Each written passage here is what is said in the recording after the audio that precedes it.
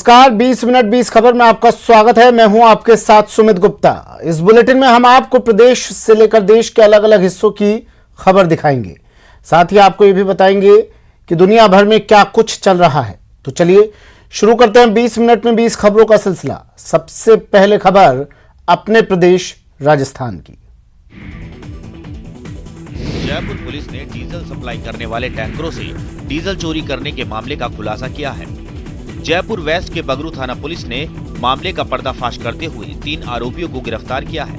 इन आरोपियों ने पिछले 1 साल में करीब 1,80,000 लीटर डीजल चोरी कर रेलवे और पेट्रोल पंप संचालकों को करीब 1 करोड़ 45 लाख रुपए का चूना लगाया है। पुलिस को ये बड़ी सफलता तब मिली जब मुखबिर की सूचना पर पुलिस ने बगरू इलाके में डार्क नाइट होटल के पीछे एक बाड़े में दबिश दी, जहां तीनों आरोपी एक टैंकर से डीजल निकाल रहे थे। पुलिस ने आरोपियों के पास से करीब 1700 लीटर डीजल, एक डीजल टैंकर, एक टेम्पो, एक कार, एक बाइक, वेल्डिंग मशीन और कई सामग्री जब्त की। आरोपियों के मुताबिक वे टैंकर चालक से 50 रुपए की दर से डीजल खरीदते थे और 80 रुपए प्रति लीटर की दर से किसानों और पेट्रोल पंप संचालकों को बेच दिया करते थे। पुलिस के अनुसार गिरोह का सरगना विजेंद्र मीणा जोबनेर का रहने वाला है।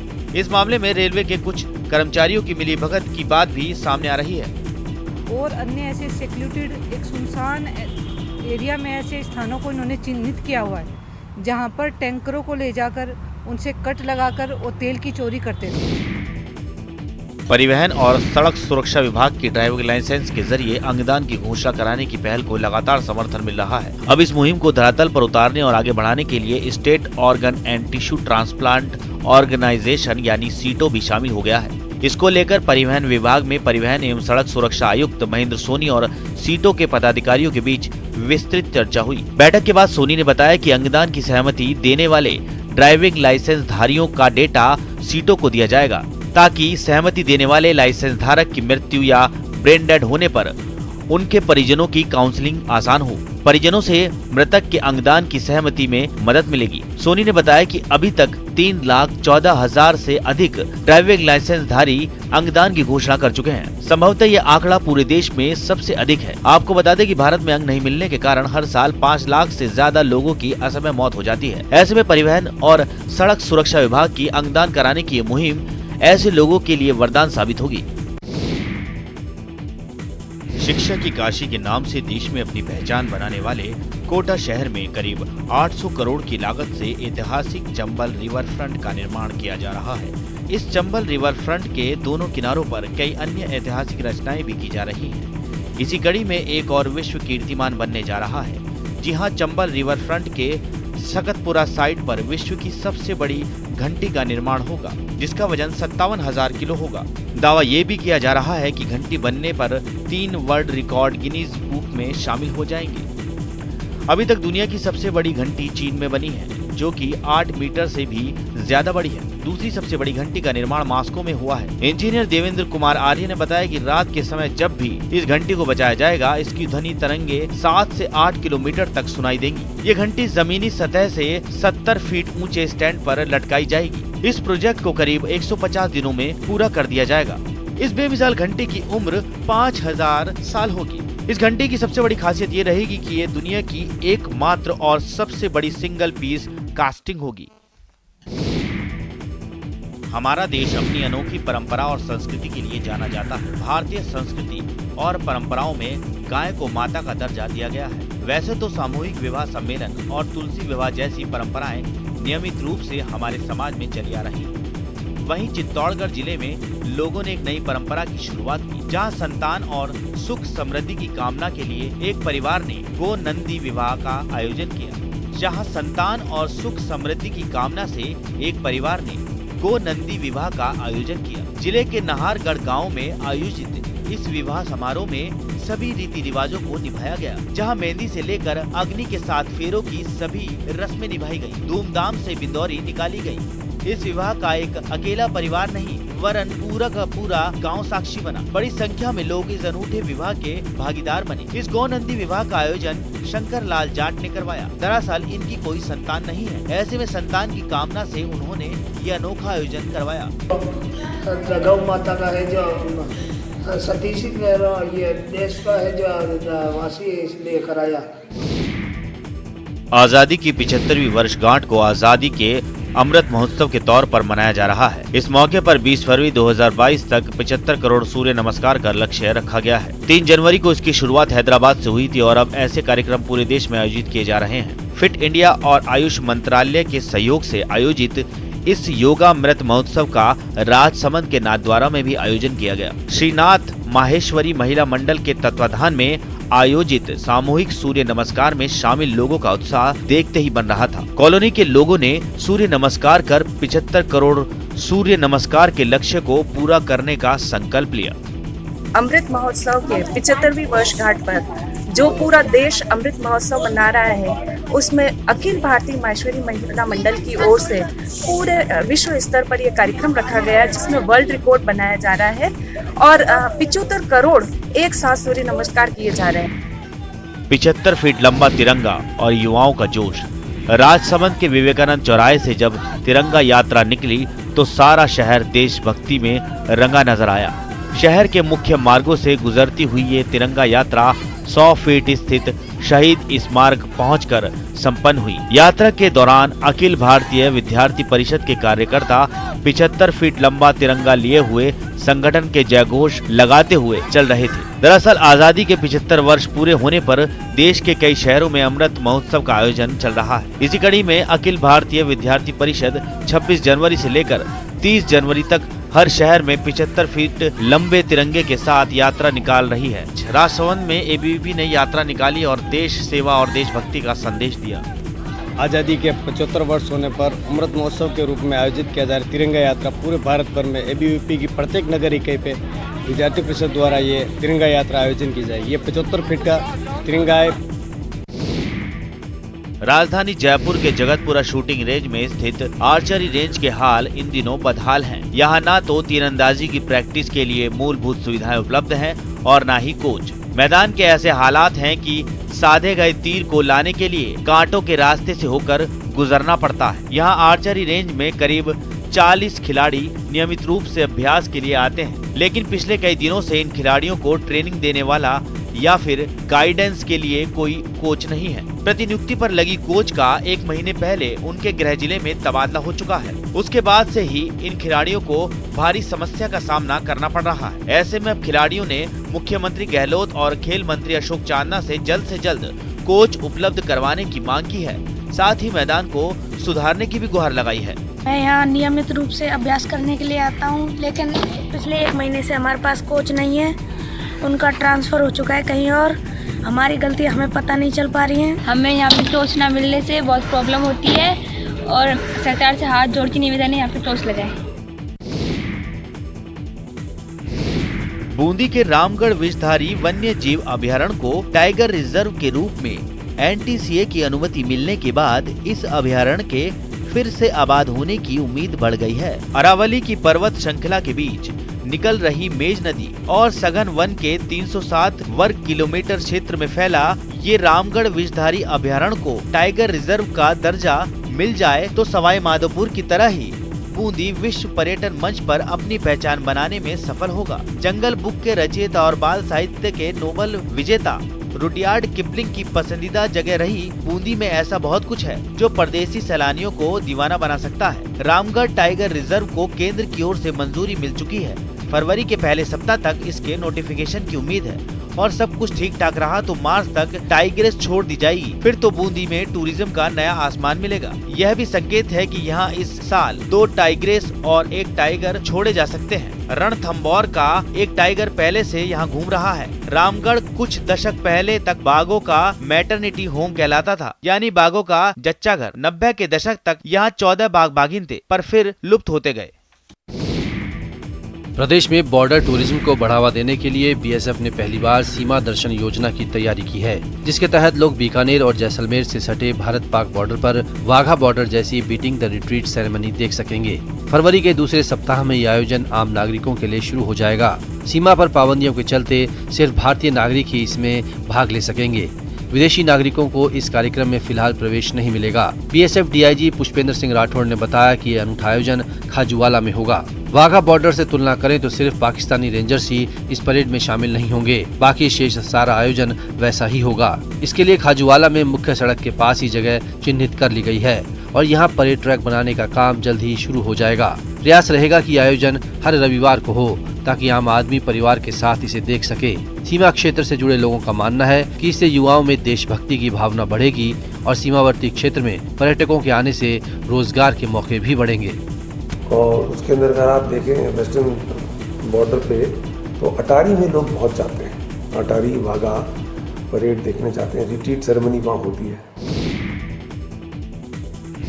थार पारकर पाकिस्तान के सिंध क्षेत्र का वो जिला जहाँ की गायें मरुस्थल की गर्मी और सबसे अलग मौसम में रहने के बावजूद सबसे ज्यादा दूध देती हैं। भारत और पाकिस्तान अलग होने के बाद ये गायें इस रेतीले मरुस्थल को पार कर भारत भी आ गयीं, जिसके बाद थार को पार करके आने और मूलतः पाकिस्तान के थार पारकर से संबंध रखने वाली गाय का नाम भी थार पारकर हो गया। 45 डिग्री के तापमान में जहां गायों के दूध में 30 से 40% तक गिरावट आ जाती है, वहीं थार पारकर गाय की सेहत पर इसका कोई प्रभाव नहीं पड़ता, जिसे देखते हुए इसके लिए केंद्र सरकार ने जैसलमेर में बुल मदर फार्म की स्थापना की, जिसके बाद 1984 में सुखाड़िया विश्वविद्यालय के हाथ में इस केंद्र की कमान सौंप दी गई। उसके बाद 2010 में बीकानेर के राजस्थान पशु चिकित्सा और पशु विज्ञान विश्वविद्यालय को इसका जिम्मा सौंपा गया। साथ ही जैसलमेर के चांदन में स्थित बुल मदर फार्म का नाम बदलकर पशुधन अनुसंधान केंद्र कर दिया गया। केंद्र सरकार का बुल मदर फार्म लगाने का उद्देश्य था कि इस उन्नत किस्म के गौवंश का ज्यादा से ज्यादा संरक्षण किया जाए ताकि गौवंश की ये विशेष प्रजाति हिंदुस्तान में विलुप्त ना हो। लेकिन जैसलमेर के चांदन में स्थित पशु अनुसंधान केंद्र अपने उद्देश्य में सफल नहीं हो पाया है।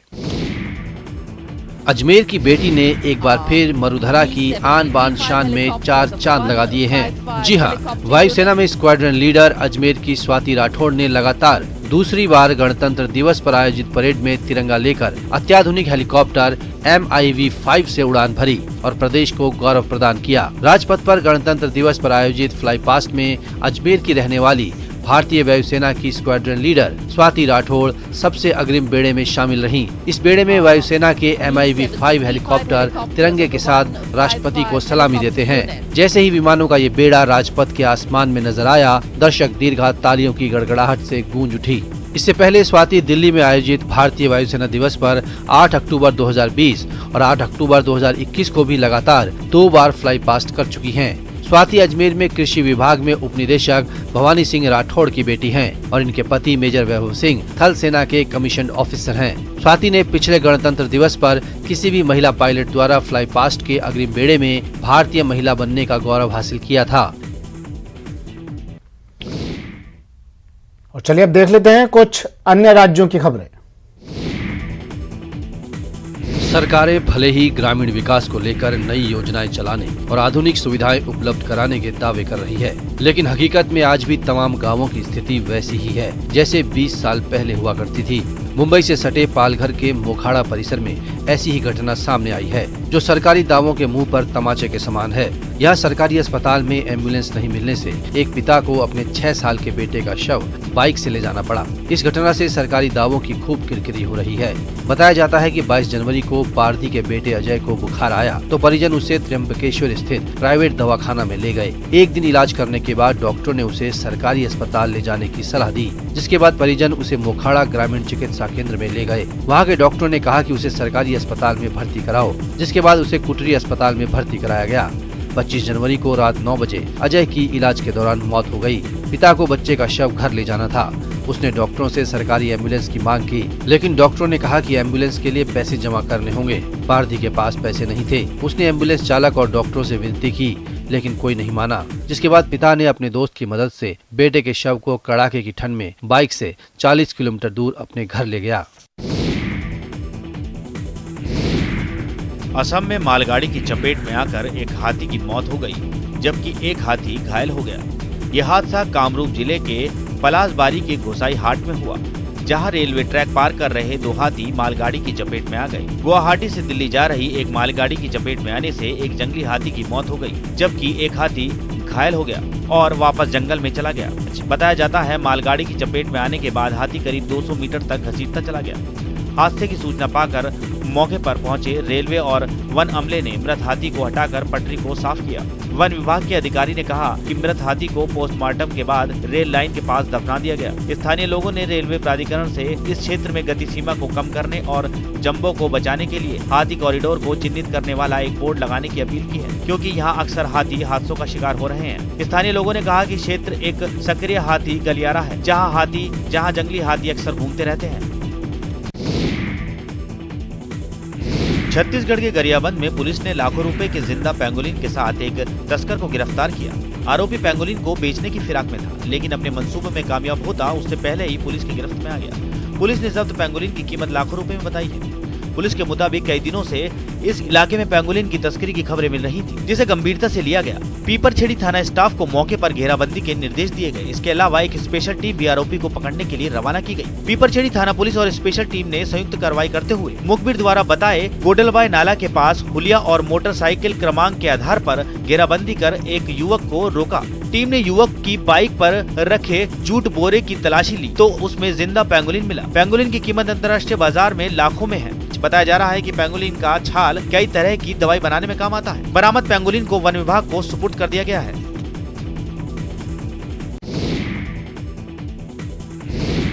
पश्चिम बंगाल के कूच बिहार में उस समय हड़कंप मच गया जब वहां एक रिहायशी इलाके में तेंदुआ घुस आया। बताया जाता है कि दूर के किसी जंगल से भटकता हुआ तेंदुआ रिहायशी इलाके में घुस आया, जिसके कारण लोग कई घंटे तक दहशत में रहे। तेंदुए के घुसने की खबर मिलने के बाद वन विभाग और पुलिस की टीम मौके पर पहुंची और तेंदुए को पकड़ने में जुट गई, लेकिन वो सभी को चकमा देते हुए एक मकान में घुस आया, जिससे लोग घबरा गए। भीड़ के शोर शराबे के बाद वो तेंदुआ कुछ देर के लिए बाहर आया, लेकिन फिर वो मकान के अंदर चला गया। इसके बाद पुलिस और वन विभाग के लोगों ने उसे पकड़ने की कोशिशें तेज कर दी। उन्होंने बेहोशी के इंजेक्शन का इस्तेमाल किया और तेंदुए को पकड़कर पिंजरे में कैद कर लिया। इसके बाद वो लोग उसे लेकर जंगल की तरफ चले गए। बताया जाता है कि कूच बिहार में एक चिड़ियाघर है और उसके पास ऐसे जंगल नहीं है जहां तेंदुए रहते हों, इसलिए वन विभाग की टीम ये पता लगाने में जुट गई कि आखिर ये तेंदुआ रिहायशी इलाके में कैसे पहुंचा। ओडिशा की राजधानी भुवनेश्वर के नंदन कानन चिड़ियाघर में रह रहे शेर के शावक वर्षा को पशुपालक प्रशांत गौड़ा ने नया जीवन दिया है। दरअसल वर्षा की मां बिजली उसकी अच्छी तरह से देखभाल नहीं कर सकती थी। ऐसे में वर्षा का पालन बड़े ही प्यार और सावधानी से पशु प्रेमी प्रशांत गौड़ा कर रहे हैं। पिछले साल जुलाई में जन्मी वर्षा के लिए प्रशांत सब कुछ कर रहे हैं। प्रशांत, उसके दोस्त, उसके जोड़ीदार और माता पिता सब बने हुए हैं। बता दें कि कोविड के दौरान बिजली ने अपने 2 शावकों की देखभाल से मुंह मोड़ लिया था, जिसके कारण एक नर शावक की मौत हो गई थी। इसके बाद चिड़ियाघर के अधिकारियों ने मादा शावक की देखभाल का जिम्मा प्रशांत को दे दिया। प्रशांत ने बताया कि उन्हें वर्षा की सेहत की लगातार निगरानी करनी पड़ी, क्योंकि वो बहुत कमजोर हो गई थी। उन्होंने कहा कि वर्षा के लालन पालन में चिड़ियाघर में शेर और भालू के शावकों को पालने का उनका पिछला अनुभव काम आया। फिलहाल विशेषज्ञों की एक टीम लगातार उसकी सेहत और विकास पर नजर रख रही है। Over the period, we have taken all the precautionary measures, all the monitoring from parasitic ova or blood, or even all the samplings, so that it will be ruled out for any parasitic as well as the bacterial and virus infection. देश के दुश्मनों की हर नापाक हरकत का मुंहतोड़ जवाब देने वाली सेना सामाजिक सरोकार निभाने में भी आगे रहती है। सेना के इस सरोकार से जरूरतमंदों के चेहरे पर मुस्कान बिखर जाती है। जम्मू कश्मीर के पुंछ में भी सेना ने कड़ाके की ठंड के बीच जरूरतमंद लोगों के बीच गर्म कपड़े और मिठाइयाँ बांटी। सेना के जवान अपने वाहन में खाना और गर्म कपड़े लेकर पहुंचे। उन्होंने अलग अलग समय में अलग अलग स्थानों पर पहुंचकर जरूरतमंदों में गर्म खाना, चाय के साथ ही गर्म कपड़े वितरित किए। इसमें बड़ी संख्या में बच्चों, महिलाओं और पुरुषों ने सामान प्राप्त किया। सर्दी के सितम से परेशान झुग्गी झोपड़ी में जैसे तैसे गुजारा कर रहे लोग गर्म कपड़े पाकर बेहद खुश नजर आए और सेना को इस काम के लिए शुक्रिया अदा किया। इधर हम जो झुग्गी वाले जितने भी आदमी इधर थे, ठंडी में सर्दी में थे और गरीब आदमी थे। इधर कोई आर्मी वाले ने राशन भी दिया, अपने गर्म कपड़े भी दिए और उनका शुक्रिया अदा करना चाहते हैं। आर्मी वालों ने हमारी सहायता की है, राशन दिया है, गर्म कपड़े दिए हैं और हम इनका शुक्रिया अदा करते हैं, सभी गरीब बंदे यहाँ मिलके। कश्मीर की सांस्कृतिक विरासत और पर्यटन को बढ़ावा देने के लिए सरकार ने दुनिया भर से सांस्कृतिक और विरासत प्रेमियों को कश्मीर के दौरे कराने का कार्यक्रम शुरू किया है। सांस्कृतिक विरासत और समग्र पर्यटन को बढ़ावा देने के लिए पर्यटन विभाग ने महाराष्ट्र के पुणे से 22 टूर ऑपरेटरों को आमंत्रित किया है, जो महान विरासत महत्व के पुरातत्व स्थलों, मंदिरों और मस्जिदों के अलावा व्यंजनों और हस्तशिल्प से जुड़े कई स्थानों का दौरा कर रहे हैं। पर्यटन विभाग का मानना है कि विशाल धार्मिक, सांस्कृतिक, पारंपरिक और विरासत मूल्य पर्यटन को बढ़ावा देने में महत्वपूर्ण भूमिका निभा सकते हैं। इस अभियान को सफल बनाने के लिए पर्यटन विभाग ने पर्यटकों के लिए Srinagar city heritage tour bus सेवा शुरू की है, ताकि दुनिया भर से इस क्षेत्र में आने वाले लोगों के अनुभव को बढ़ाने के लिए शहर के विरासत स्थलों, व्यंजनों और हस्तशिल्प को दिखाया जा सके। इस विशेष अभियान के दौरान अतिथि टूर ऑपरेटर, स्थानीय टूर ऑपरेटर और कुछ पेशेवर गाइड श्रीनगर शहर के प्रमुख स्थलों का दौरा कर रहे हैं। आज दोबारा वो हम उसको फ्लैग ऑफ कर रहे हैं, ताकि आने वाले दिनों में जब टूरिस्ट यहाँ आता है उसको सिर्फ नेचुरल ब्यूटी नहीं बल्कि उसको बाकी यहाँ के टूरिज्म के हवाले से जो पोटेंशियल्स हैं उसको देखने को मिलनी चाहिए। पूर्णिया के सेंट्रल जेल में विभिन्न आपराधिक वारदातों में सजा काट रहे कैदी अपनी मेहनत और लगन से जेल के अंदर औषधीय पौधों की खेती कर रहे हैं। आपको यदि भरोसा नहीं है तो खुद ही इस तस्वीर को देख लीजिए। पूर्णिया के सेंट्रल जेल में बंद कैदी जेल कैंपस में औषधीय पौधे की खेती कर रहे हैं। कैदियों ने अपनी मेहनत के दम पर औषधीय गुणों से युक्त पौधों की बागबानी लगाई है। औषधीय पौधों में कैदी रासायनिक खाद का उपयोग नहीं कर जैविक खाद का इस्तेमाल कर रहे हैं, जिसका मुख्य उद्देश्य जैविक और औषधीय खेती को बढ़ावा देना है। कैदियों ने जेल परिसर में आंवला, इलायची, लौंग, स्ट्रॉबेरी, तुलसी और रुद्राक्ष के पौधे लगाए हैं। जेल प्रशासन भी कैदियों को जैविक और औषधीय खेती के लिए प्रशिक्षण दे रहा है, जिसका मुख्य मकसद औषधीय खेती को प्रोत्साहन देने के साथ साथ कैदियों को आर्थिक तौर पर आत्मनिर्भर बनाना है। जेल में मेडिसिनल प्लांट लगाने का उद्देश्य ये था कि अपने को स्वस्थ बनाने रखने में उसका उपयोग कर सकें। और चलिए अब देख लेते हैं अंतर्राष्ट्रीय जगत से जुड़ी कुछ खबरें। पाकिस्तान के कराची में सिंध प्रांत की सरकार के खिलाफ हुए प्रदर्शन को पुलिस ने लाठी के जोर पर कुचलने की कोशिश की। वहां हुई पुलिस की ज्यादती में एक प्रदर्शनकारी की मौत हो गई, जबकि कई लोग घायल हो गए। इस हंगामे की शुरुआत तब हुई जब MQMP यानी मुत्तहिदा कौमी मूवमेंट पाकिस्तान नाम की पार्टी की अगुवाई में कई प्रदर्शनकारी सिंध प्रांत के मुख्यमंत्री के आवास का घेराव करने पहुंचे, लेकिन उनके आवास तक पहुंचने से पहले ही पुलिस वालों ने उन्हें निशाना बना लिया और प्रदर्शनकारियों में शामिल लोगों को दौड़ा दौड़ा कर पीटना शुरू कर दिया। पुलिस वालों के सामने जो भी आया उस पर लाठियां बरसाई गयी। पुलिस की इस कार्रवाई से वहाँ कोहराम मच गया। प्रदर्शनकारी आपे से बाहर हो गए। फिर तो वो इलाका रणभूमि जैसा दिखने लगा। पिटाई से भड़के लोगों ने पुलिस वालों पर पथराव करना शुरू कर दिया। हालात बिगड़ते देख पुलिस ने गुस्साए लोगों पर आंसू गैस के गोले दागे, जिससे वहां अफरा तफरी मच गई। इस प्रदर्शन में बड़ी तादाद में महिलाएं भी शामिल थीं। दरअसल पाकिस्तान के सिंध प्रांत में पाकिस्तान पीपल्स पार्टी की सरकार है और उसने एक ऐसा कानून बनाया है जिसे विपक्ष ने लोगों के अधिकारों को छीनने वाला करार दिया। फिलहाल इतना ही, दीजिए इजाजत। नमस्कार।